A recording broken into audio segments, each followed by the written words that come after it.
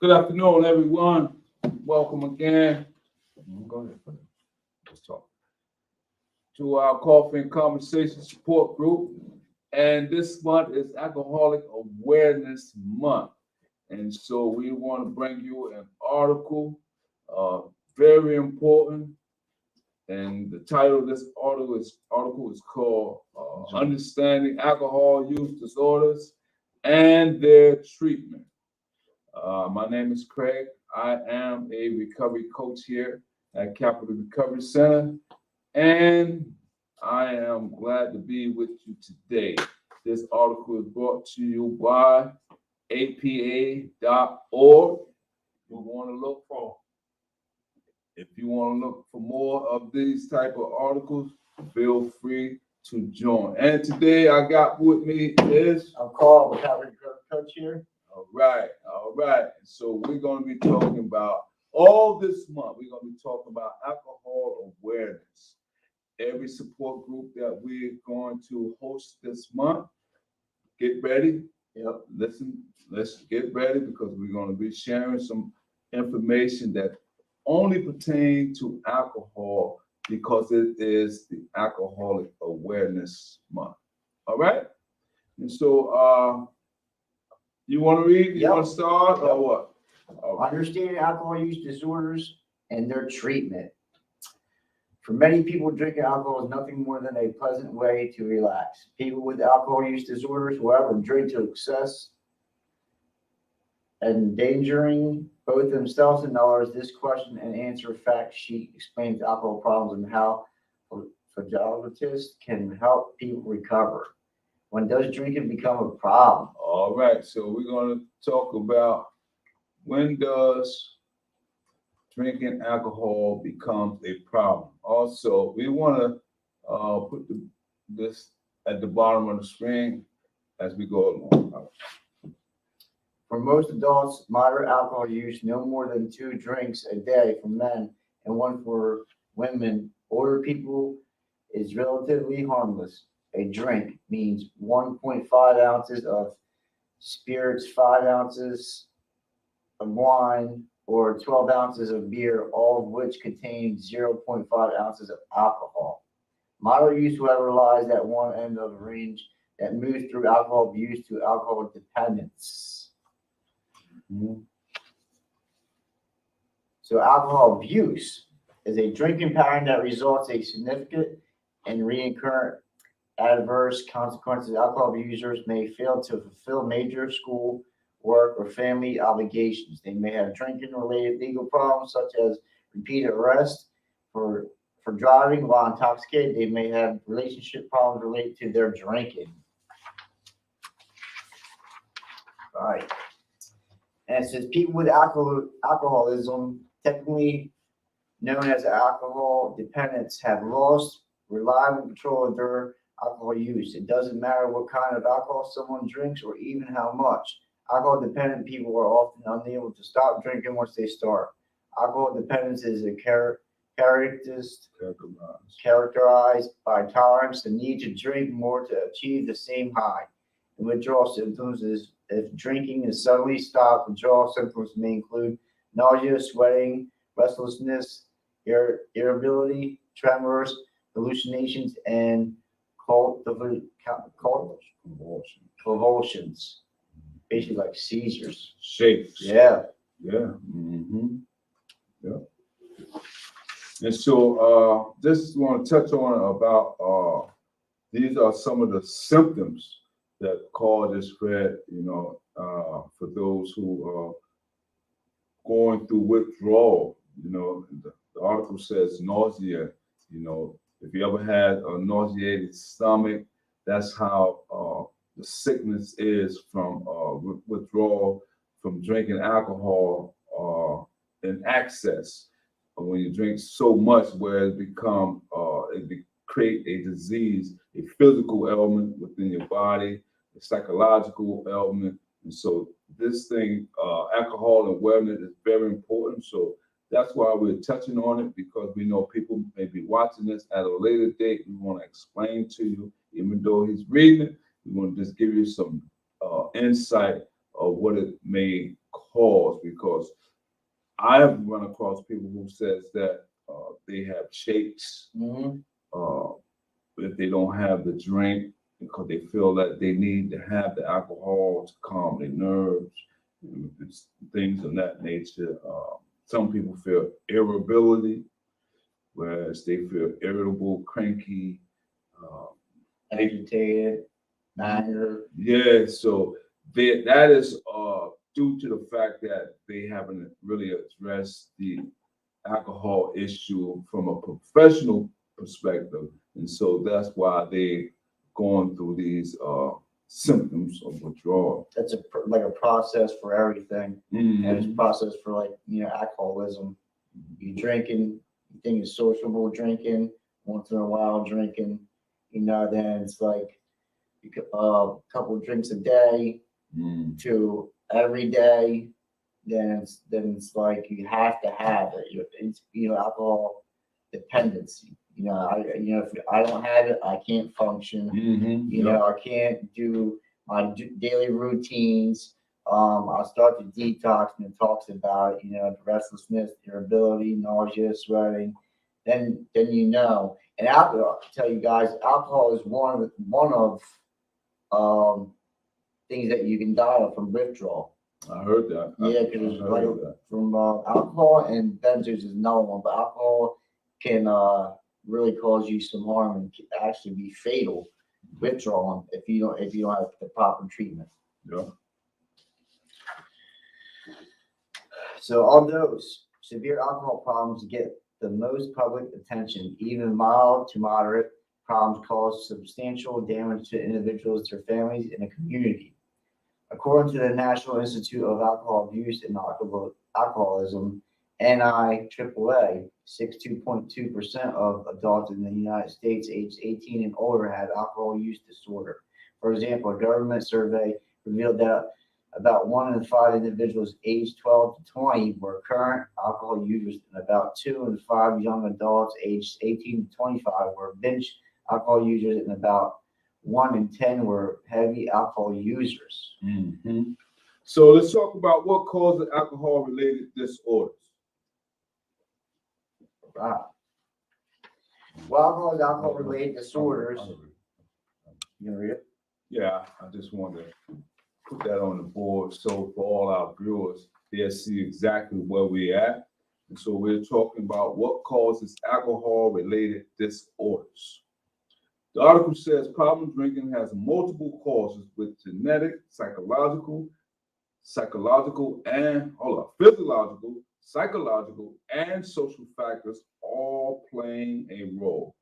Not every individual is equally affected by each cause. For some alcohol abusers, psychological traits such as impulsiveness, low self-esteem, and a need for approved, prompt, and appropriate drinking. Some individuals drink to cope with or medicate emotional problems. Let me read that again. The article says some alcohol abusers psychologically traits such as impulsiveness, low self-esteem, and a need for approval, prompt, inappropriate drinking. Some individuals drink to cope with or medicate emotional problems. Social and environmental factors such as peer pressure and the easy availability of alcohol can play key roles. Poverty and physical or sexual abuse also increase the odds of developing alcohol dependency.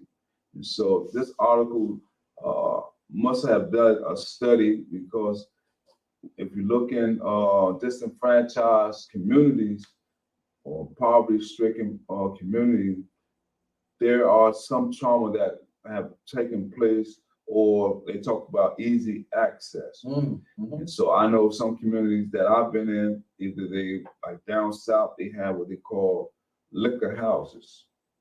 And if you don't know what a liquor house is, I'm going to explain it to you. A liquor house is not a legal established liquor store. That is someone who is selling liquor out of their house. And so they would sell it to people, underage people. Yeah. because they trying to make a quick buck. And so it just, when I read it, when they said that easy access for availability of alcohol can play key roles, I have seen that. I know that for a fact that people have easy access or become easily available.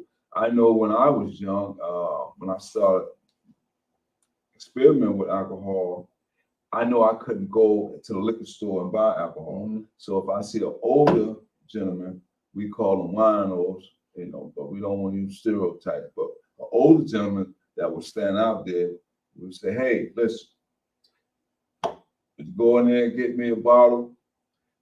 Give Here's yourself one too. here's $1. Yeah. I might don't have enough to get two.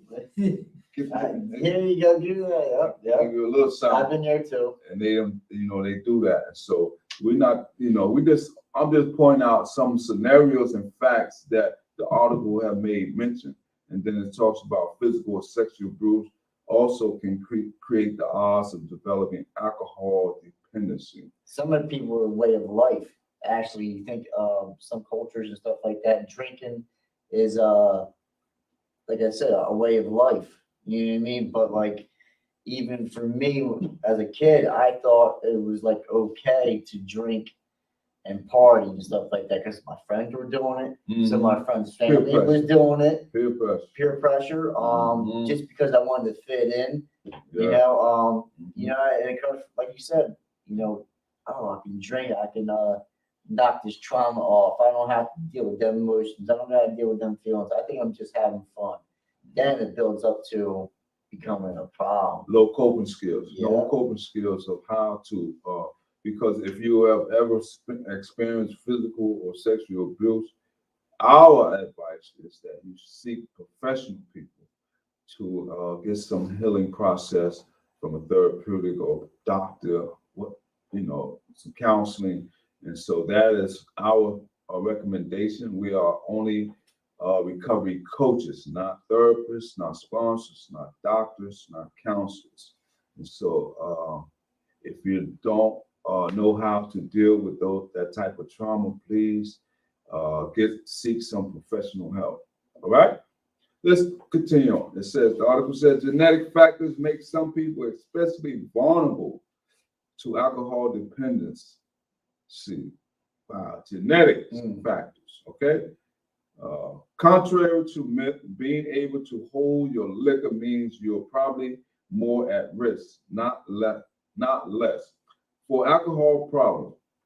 Yet a family history of alcohol problem doesn't mean that children will automatically grow up to have the same problems, nor does the absence of family drinking problems necessarily protect children from developing these problems. So either or. So some people may have a genetic, someone within their household who may be an alcoholic. That doesn't mean that you're going to be an alcoholic.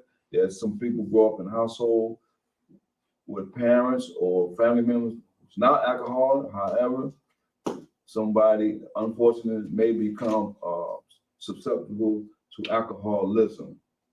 So it go either way. All right. Once people begin drinking excessively, the problem can perpetuate itself. Heavy drinking can cause physiological changes that make more drinking the only way to avoid discomfort. Individuals with alcohol dependence may drink partly to reduce or avoid withdrawal symptoms. Wow, that was a mouthful.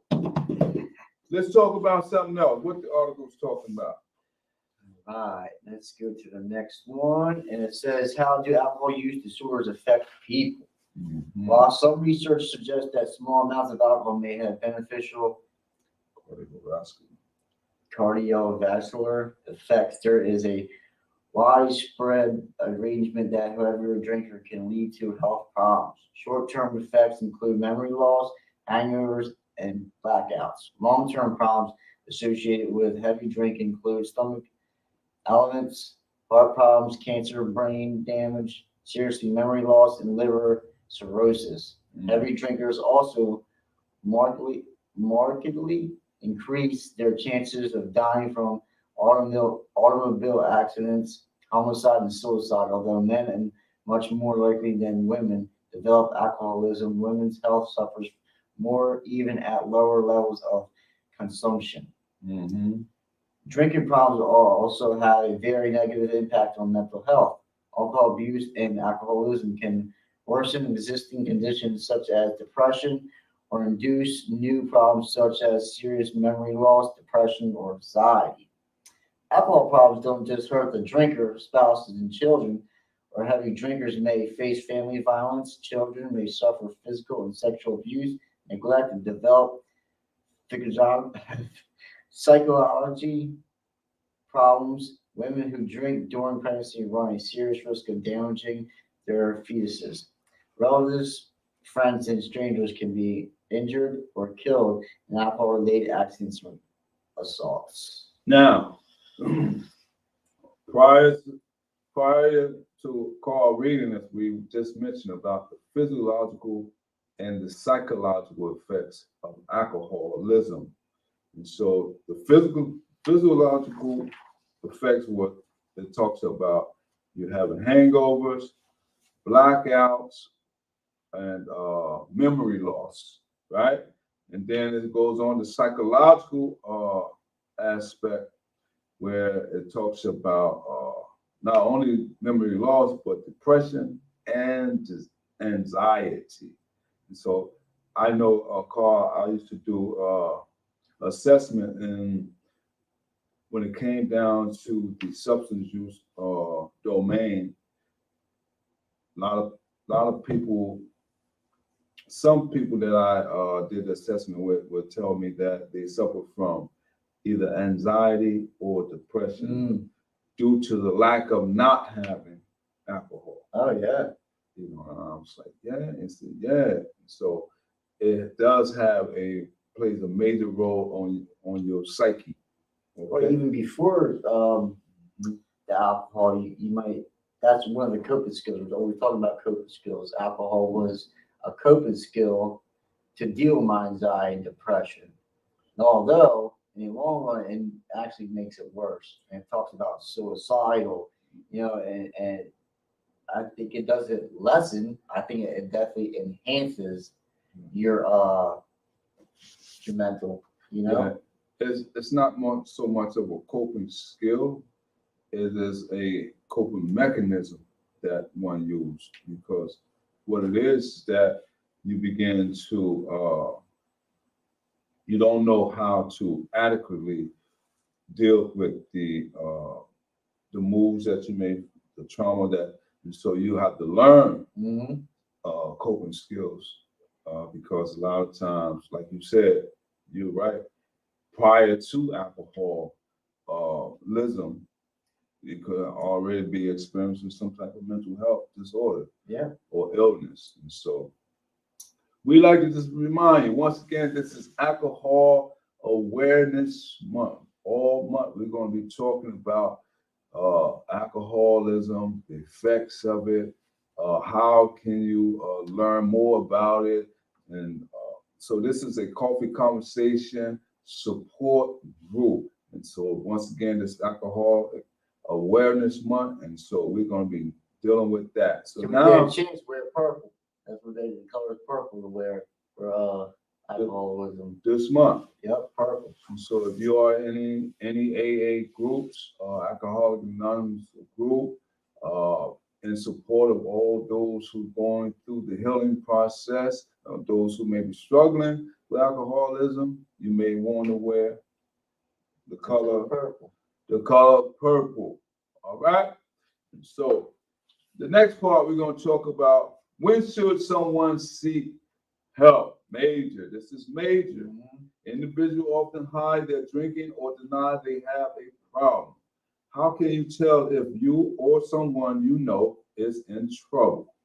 Signs of a possible problem include having friends or relatives express concern, being annoyed when people criticize your drinking, feeling guilty about your drinking and thinking that you should cut down, but finding yourself unable to do so, or needing a morning drink to steady your nerves or relieve a hangover. Mm. That's when those are signs of a problem.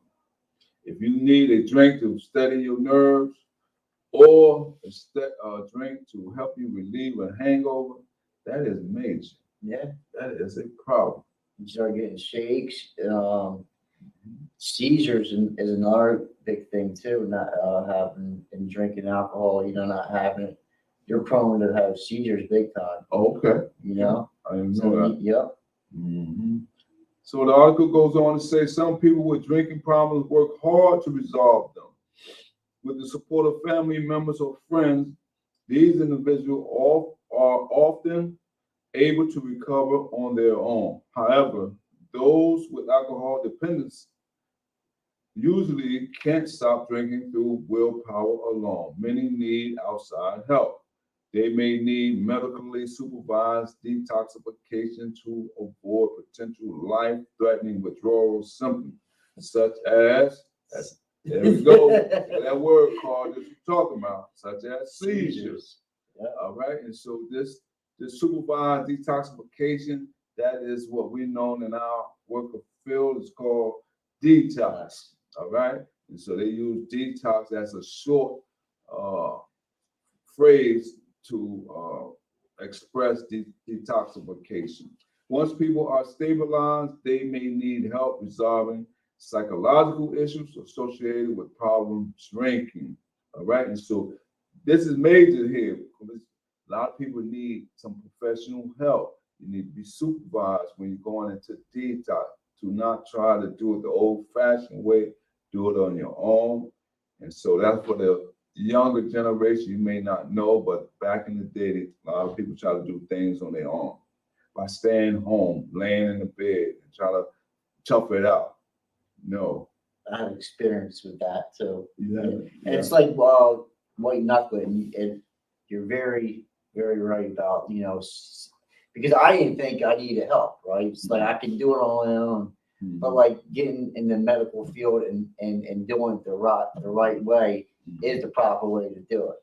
Because and it's just one, you want yourself away from the drugs and alcohol. You want to put that wedge between it, from try to do it on your own to being in a medical facility, you're more away from the alcohol than you are on the streets.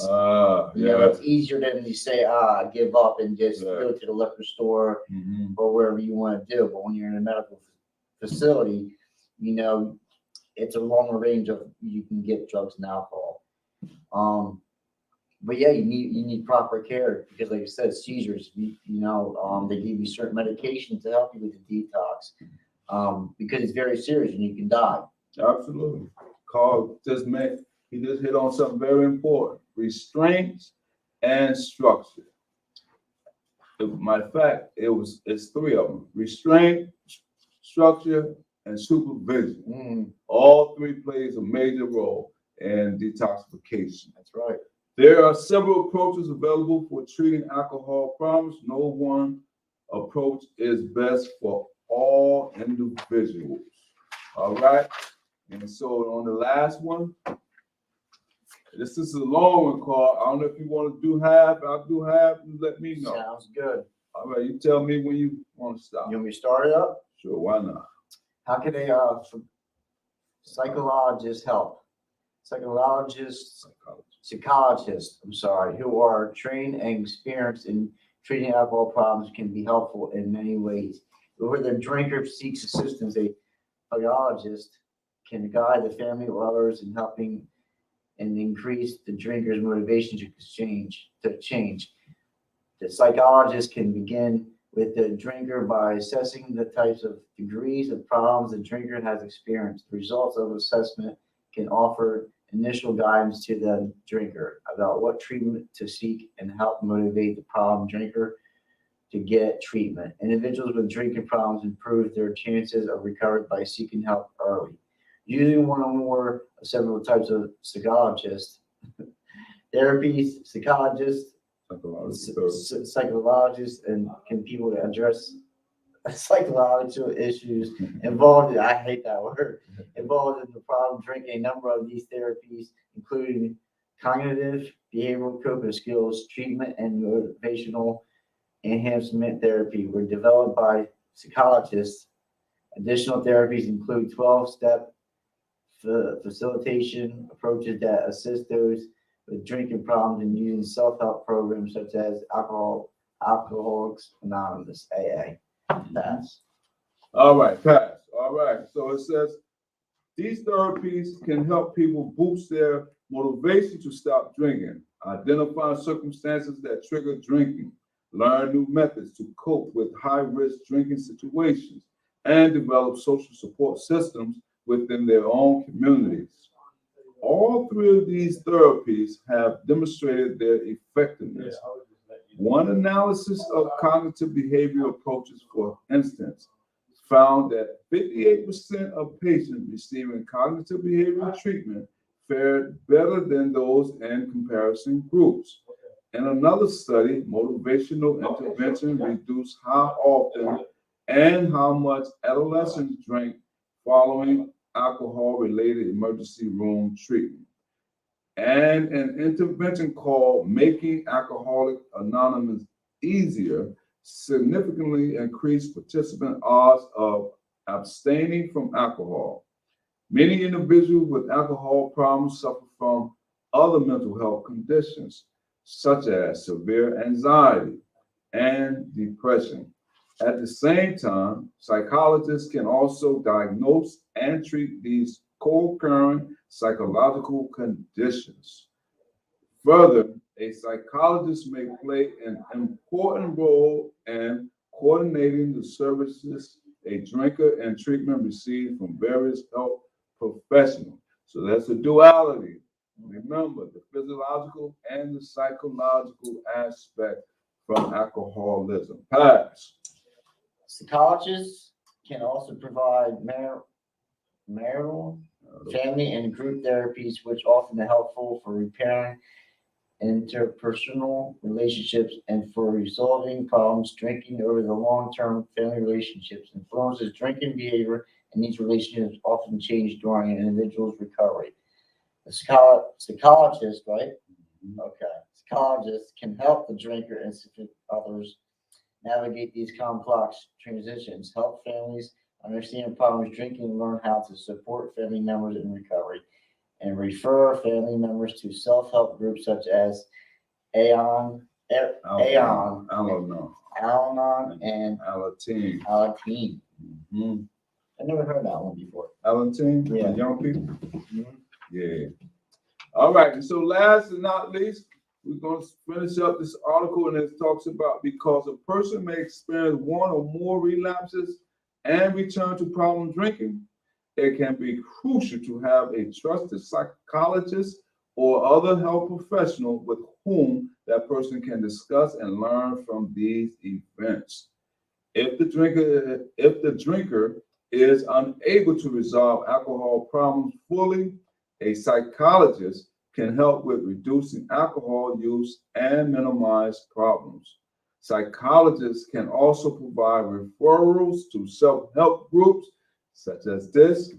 All right, even after formal treatment ends, many people seek additional support through continued involvement in such groups. Alcohol-related disorders severely impair functioning and health, but the prospect for successful long-term problem resolution are good for people who seek help from appropriate sources. All right, so seek help from appropriate sources, and that is from a professional person, and then they may refer you to a support group such as Coffee and Conversation. That's right. Where you talk to some of your peers. You talk to some of us. We can relate. We have relatable issues. Not saying that we have the same identical issues, but we have similar related issues that we all can discuss. Non-judgmental. All right, that's a very Very good key word. Non-judgmental, especially when it comes to helping someone in recovery. That's right. All right. You got anything you want to add before we sign off, Carl? Thank you guys, and yeah, when you get a chance, wear some purple. That's right. When you get a chance this month, this is Alcoholic Awareness Month, and when you get a chance, like Carl said, wear some purple. All right. But for later on, to the next time, stay blessed. Thank you guys.